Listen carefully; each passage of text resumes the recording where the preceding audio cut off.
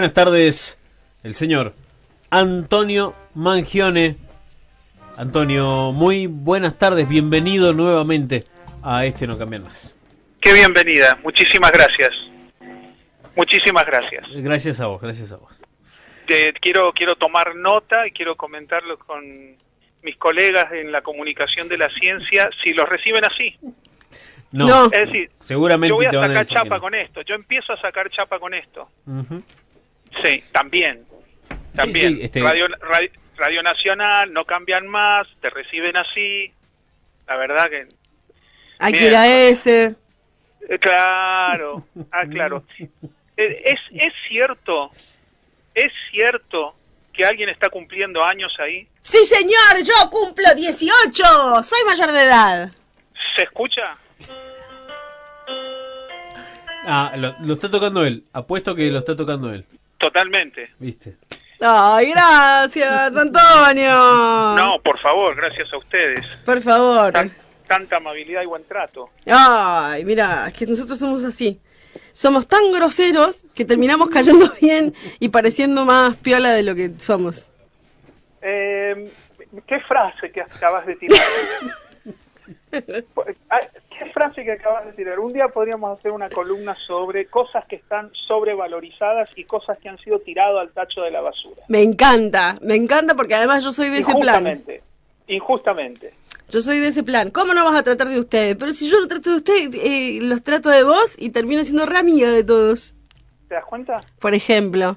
Vamos a hacer un listado. Me encanta. Sí. Me encanta. Pero ahora nos reunimos para hablar de otras cosas. Sí, un popurrí, diría yo.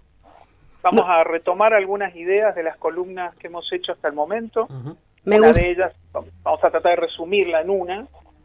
Y voy a sumar algo que nunca desarrollé acá, que es calentamiento global, pero lo voy a hacer con toda la intención de, me voy a poner estoy muy preocupado y quiero compartir esto con ustedes.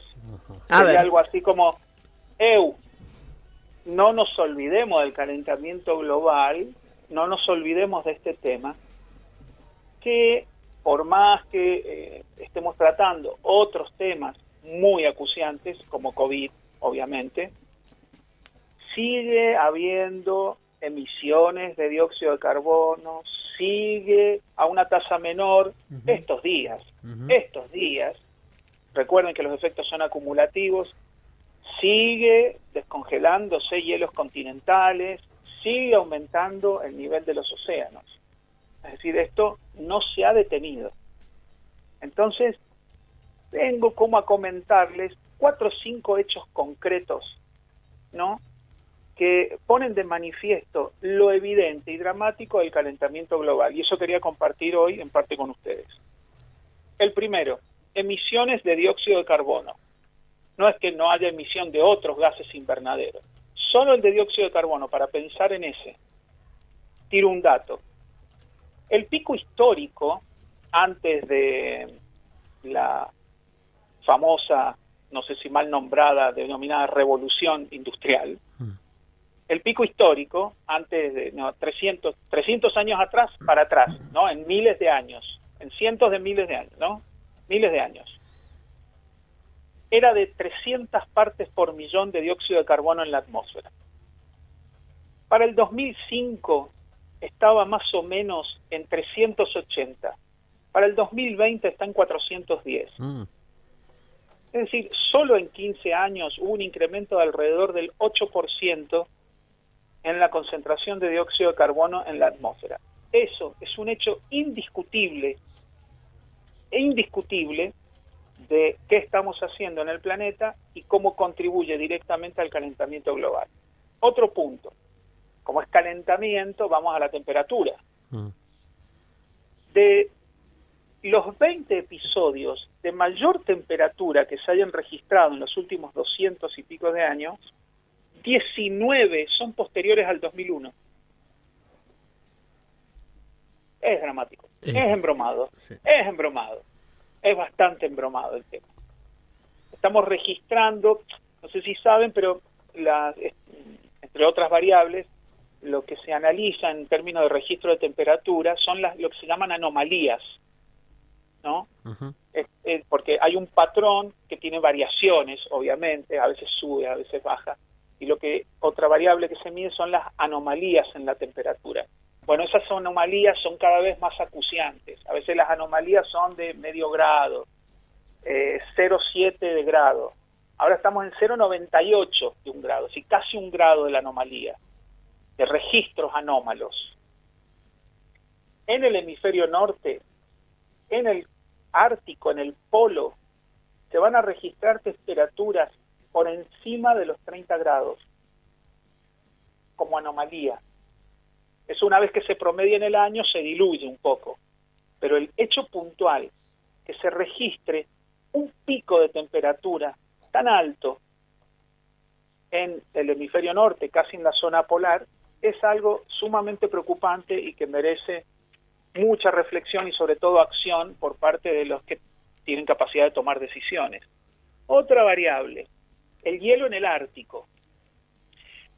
La capa de hielo sufre adelgazamientos estacionales, digamos. Todos los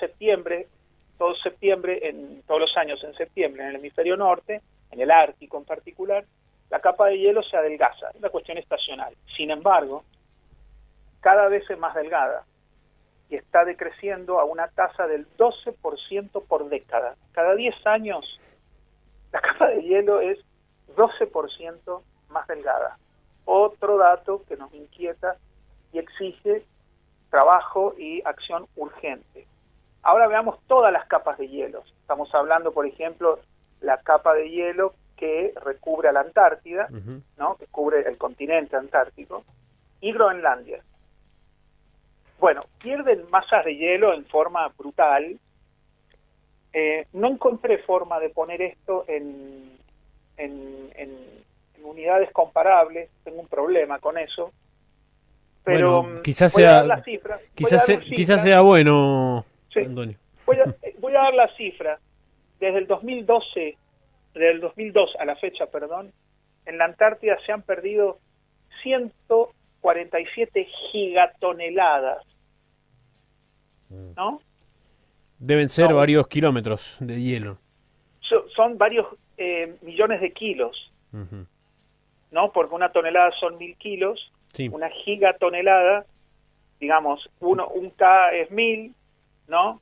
El mega es 1000 de miles, Ujú. ¿no? El giga, se dan cuenta, ¿no? La magnitud, una cosa brutal.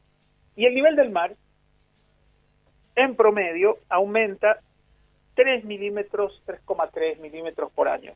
Ahora dicen, bueno, 3 milímetros por año, ¿cómo notas la diferencia? Y que en los últimos 30 años son 10 centímetros. Ahí notamos la diferencia. Entonces, dejo ahí la parte de cambio climático global con 5 o 6 valores, datos, hechos concretos que nos obligan a pensar. A nosotros en la parte que nos toca como ciudadanos, ciudadanas, pero muy, muy, muy especialmente a quienes toman decisiones respecto de cualquier acción mitigante o que revierta las condiciones que generan cambio climático global. Tengo unos minutos más, ¿puedo hablar del consumo de fauna? Claro que sí. Ok, bueno. Durante este tiempo se ha estado hablando, digo tiempo de pandemia, cuarentena, se ha estado hablando sobre las causas del coronavirus.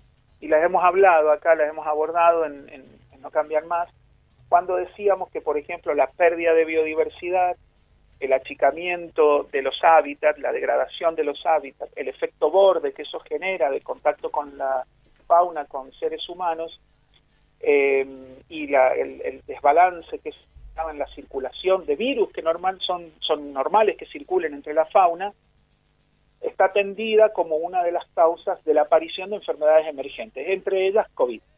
Y apareció el MERS, el SARS en algún momento. Entonces hay toda una discusión ahora sobre el consumo de fauna silvestre, ¿no? El consumo de fauna silvestre está mal, sería la discusión hoy. Entonces yo me pregunté por dónde podemos empezar a pensar esta discusión. ¿Por qué digo esto? Porque hay enorme cantidad de poblaciones, campesinado, aquí y en otros lugares del mundo, donde el consumo de fauna silvestre tiene que ver con un estilo de vida, una idiosincrasia, una forma de cultura ancestral y además de estricta supervivencia. Ya ni siquiera es de parte de cómo culturalmente, no, es, si no se come eso, no se podría comer nada, o se podría comer muy poco. Entonces, acá ahora tenemos un problema social que atender, social, global, que tenemos que atender.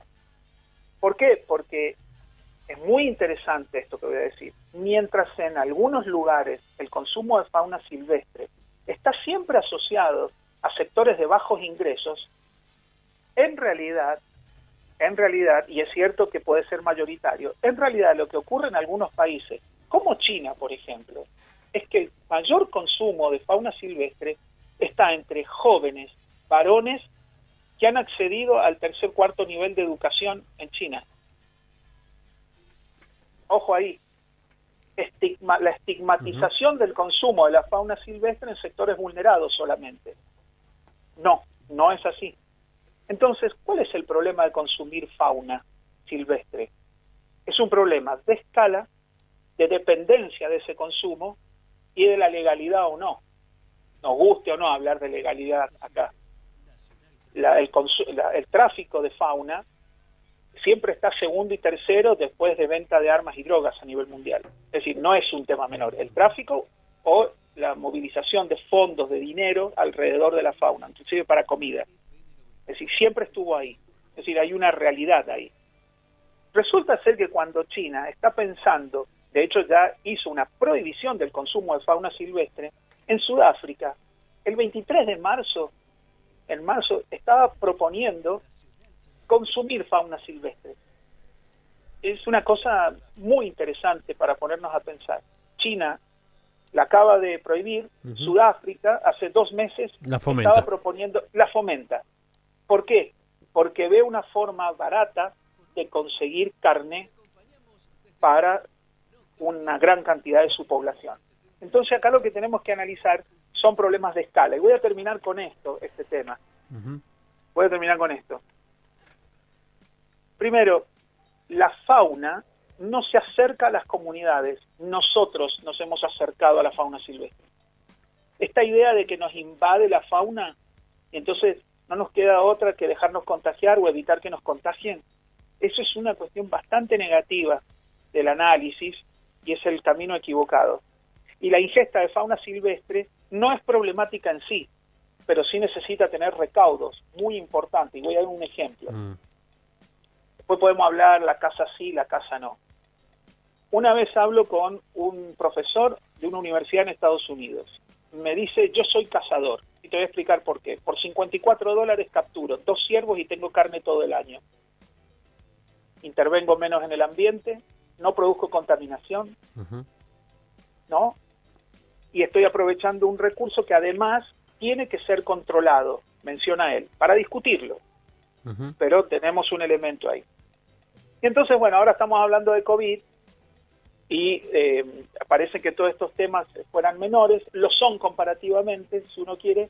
El problema es que subsisten y persisten. Y todos apuntan a que en algún momento estos países, inclusive el nuestro, va a poner en consideración más fuertemente de cómo se hace uso o cómo contribuye el ambiente o el ecosistema con los seres humanos y podemos pasar a otro tipo de relación con la fauna silvestre.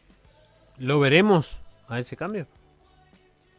Bueno, yo pienso que están las condiciones dadas para no mirar para el otro lado, pero siempre las gestiones y las administraciones pueden mirar para otro lado, sería tristísimo. Pienso que como nunca, está todo tan a la mano, tan palpable, se ha hecho todo tan espantosamente obvio.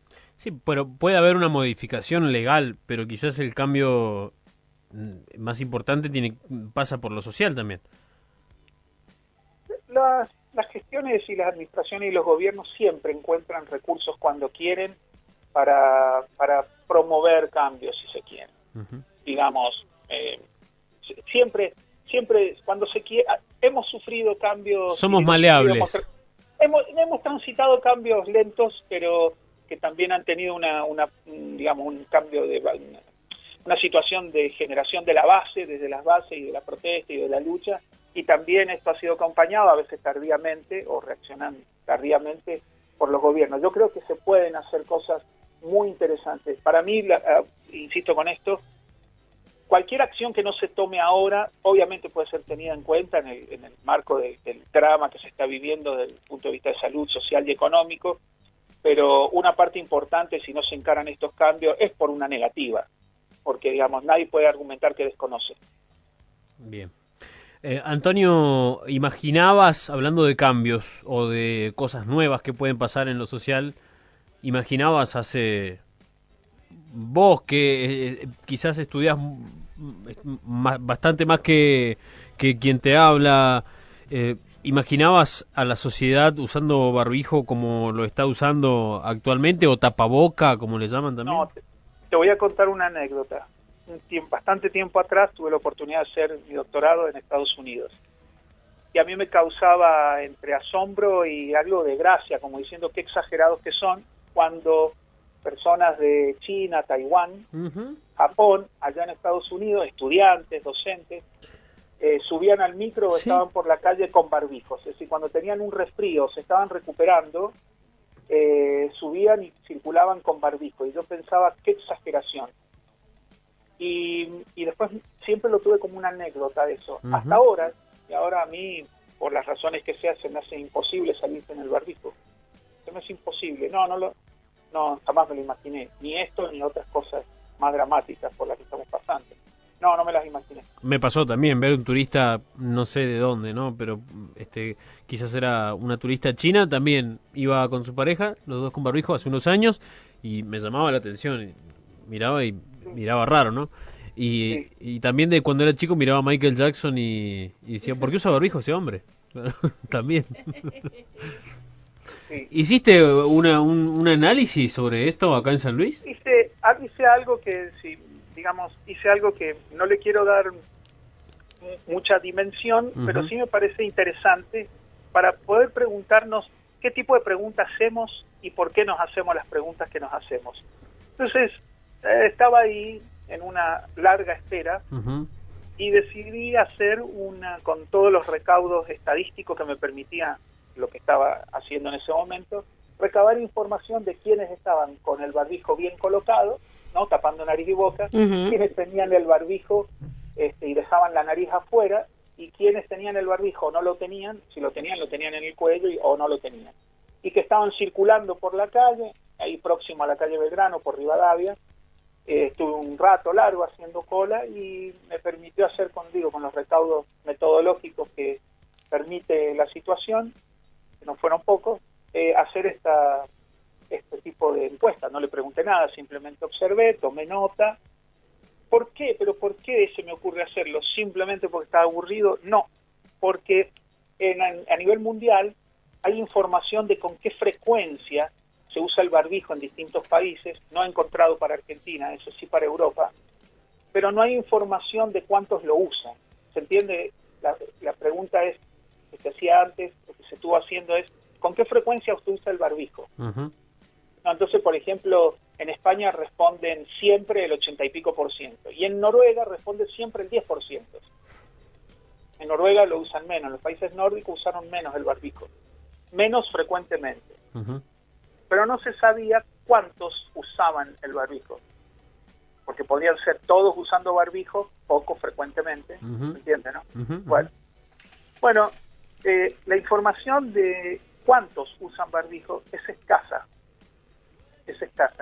y podría ser de ayuda en una serie de supuestos, ¿no? Bajo ciertos supuestos.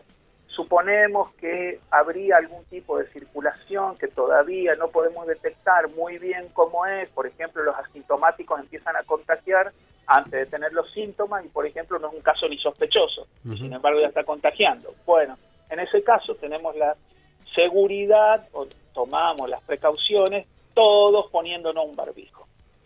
Bajo ese concepto se me ocurrió hacerlo, y el porcentaje que usa barbijo en esta encuesta puntual de casi 400 casos, Perdón, le voy a decir algo. Te imagino haciendo la fila para pagar un impuesto y el cuadernito en la mano. Una aplicación que cuenta, que tiene en el teléfono, y vos vas poniendo lo diseñás para dónde crees que vaya el dedo y no te equivoques, y Bien. vas contando. Sí, Bien. sí. Vos te lo Como un imaginaste con contador una de libreta. pasajeros. Claro, me lo imaginé No, a no. la Francisco antigua, ¿no? te imaginó con la libreta amarilla y el No, lápiz. no. Y un No, lápiz, Rivadavia. un lápiz número Y- 5. Hice una estadística así una vez en una playa sobre la cantidad de pases que se hacían a la pelota paleta en la playa en distintos grupos. Sí, sí. Me trajo algunos reproches. Claro, por un lado el de que los va... familiares. Claro, yo pensaba, dije, irse de vacaciones con vos una vez y que saques esas y que empieces a hacer esas evaluaciones debe ser divertido. Ahora pienso, tu señora, todas las vacaciones y vos sacando No. cuenta. Es Bueno. un embole. Sí, fueron familiares, no, amigos, todos. Digamos como que no quedé bien. no quedé ¿Nunca bien. más fuiste de vacaciones o sí? Sí, sí, después salimos un par de veces más, juntos también, ¿no? Y bueno, pero ya no me quedaba deporte que medir, entonces dejé de hacerlo. Bueno, entonces, decía, son casi unos 400 casos, siempre parece poco, pero estadísticamente eso está muy bien. Lo que no está del todo bien es que ese tipo de estudios se suele hacer en una ciudad, por ejemplo, en 4 o 5 lugares. Podría haber sido Belgrano y Rivadavia, podría haber sido en 2 zonas céntricas más y podría haber sido un poco más alejado del centro. Porque ya lo voy a hacer, porque cuando vos te movés un poquito más afuera del centro y vas a los barrios, el uso del barbijo cae notablemente. Mira, Pero en el centro, como no podés entrar a un negocio sin barbijo, la gente en general ya va con el barbijo. Así que podría ser una lectura sesgada la que yo hice, pero muy pertinente si vos estás pensando en el centro, qué estaría ocurriendo, y con el margen de error que tiene, estamos hablando de que entre un 77 y un 87% usa el barbijo. Me parece Pero bueno, que hay que hacer- es un número aceptable, ¿no? Es un número bastante alto, pero también muy puntual. Estoy seguro, no puedo afirmarlo, estoy seguro que eso solo se da en el centro. O Bien. en la proximidad, cuando alguien se baja del auto para ir a un negocio, no sé, acá en Juan Acoslay se pone el barbijo. Habría que hacer otro tipo de estudio, cuánto los llevan en el auto puesto, etcétera, etcétera, que también he estado haciendo unos estudios preliminares, qué sé yo. Son Bien. toques que uno tiene. Antonio, te agradecemos toda la información de hoy, como siempre, interesantísimo, y estaremos en contacto nuevamente el jueves que viene. El jueves que viene vamos a empezar a hablar de energías verdes, de lo que se llaman energías limpias. Vamos a hablar de cuán limpias son, cuán verdes son, dónde está la Argentina. Lo vamos a abordar, si te parece, en 2 o 3 entregas. me encanta. Nos encanta. Bueno, ok. Antonio, un abrazo grande y gracias por todo. No, gracias a usted y feliz cumpleaños. Gracias, muchas gracias, el Teotone.